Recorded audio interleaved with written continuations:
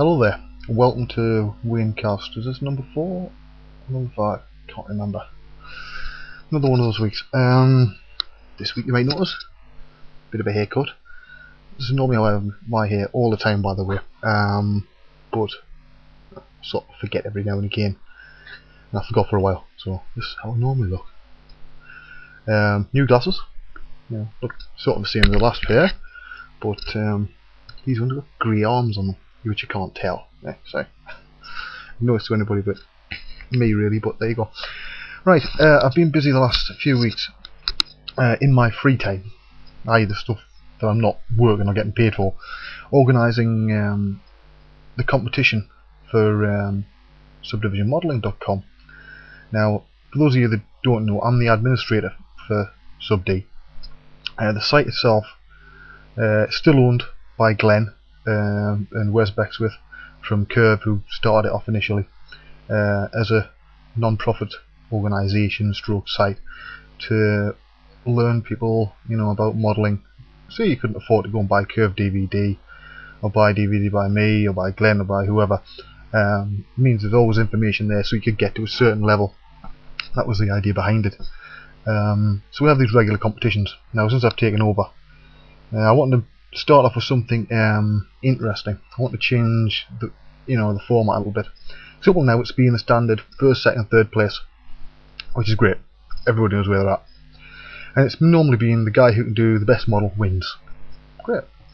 So this time I thought I'll try something different. Now the competition is it's a Zbruhs competition. So the three prizes, that one winner.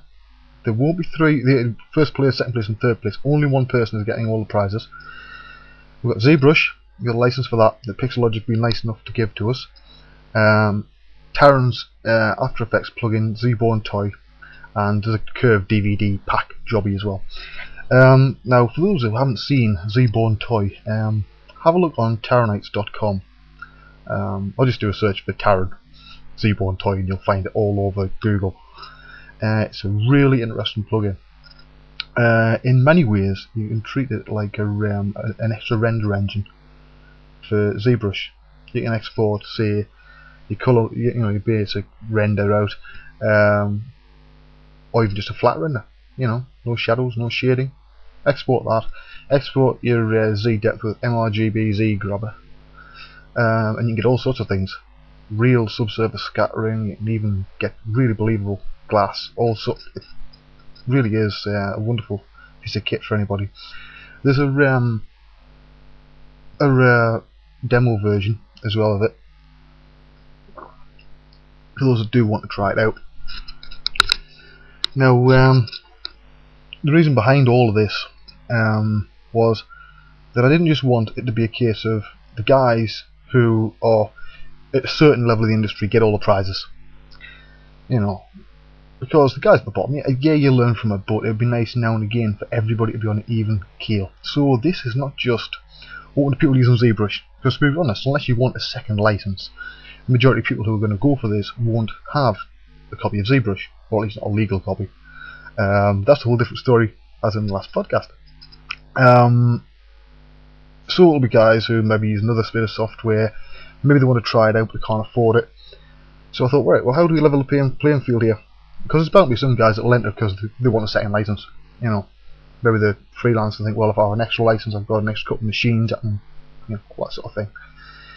I thought, right, when I was talking to Taron, I'll know about that later, but I said, well, what do you think of this idea? I said, apart from instead of the usual guy with the most wrinkles wins, we'll try and get them to create a piece of art, something that the user can classify as art, not just a nice render of a head or a body. It's got to say something, it's got to touch the emotions.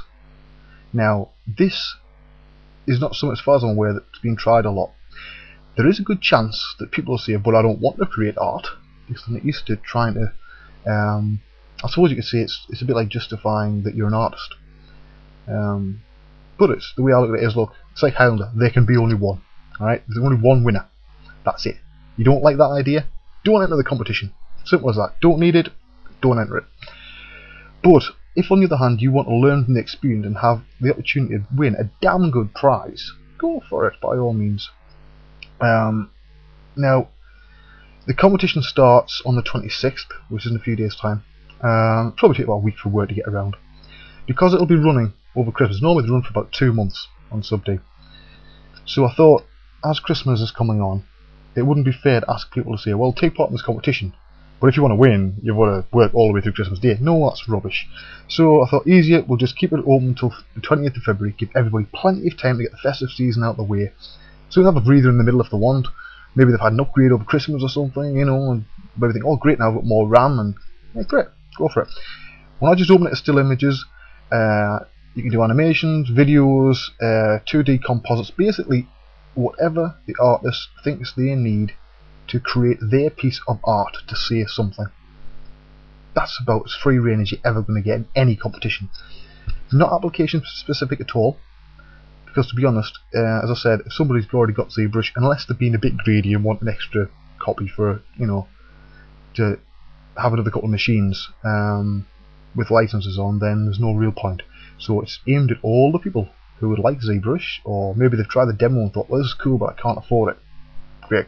Enter the competition. What can you lose? Nothing. It's a win-win situation, even if you don't win. So far, just about everybody who's entered one of our competitions has came out at the end of it a better artist, both technically and creatively. So give it a go. We've also got an interview with Taron coming up, because when I was sort of corresponding and talking to Taron about this, I says, "What? How do you feel about doing an interview?" But it'll be an interview with a difference, because I'm going to try and avoid all the usual questions. So he said, yeah, fine, you know, he likes doing interviews and stuff. So I've asked him a handful of, you know, sort of probing questions, but not the usual. Things that I would like to know. You know, things that people in the industry maybe have never thought, well, you know, I'll ask him. And most people don't. Well, I'm just the sort of person that does. So I asked him a lot of questions. We found out things like where he got the name Taron from, because that's not his real name. We found out some interesting facts about the famous short he did a while back, years back, People. Just a little teaser for that. For those that don't realise, go and do a search here on YouTube for Taron People. He's got a user account here as well that he doesn't use very much, but he is on here. And it's on there, really good. It's one of the few pieces of video animation you can classify as art, you know.